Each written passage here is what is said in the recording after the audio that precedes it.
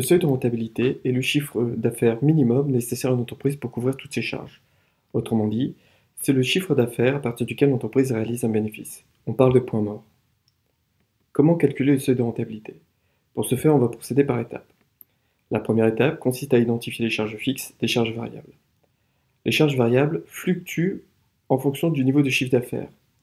Vous avez par exemple le coût d'achat de matières premières, le coût d'achat des marchandises, les achats d'emballage et autres.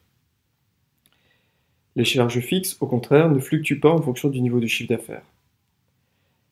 Vous avez par exemple les salaires, les loyers, les assurances, les dotations aux amortissements et les honoraires.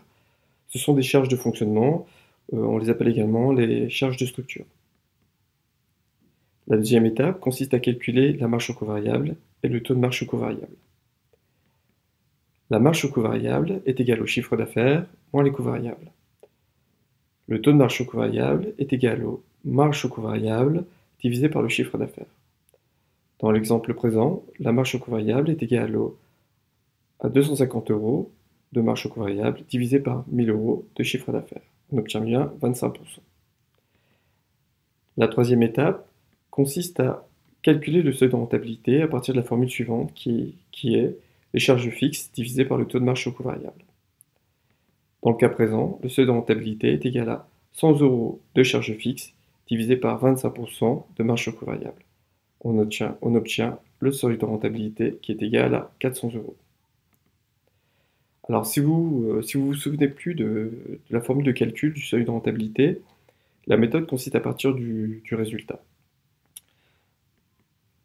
Pour avoir le chiffre minimum nécessaire pour couvrir toutes les charges, on sait que le résultat est égal à 0.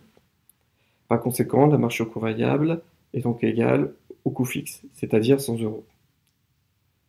Pour obtenir le chiffre d'affaires, il convient de diviser la marge sur coût variable par le taux de marge sur coût variable, c'est-à-dire 100 € divisé par 25%. On obtient donc le seuil de rentabilité, c'est-à-dire le chiffre d'affaires nécessaire pour couvrir toutes les charges, de 400 €.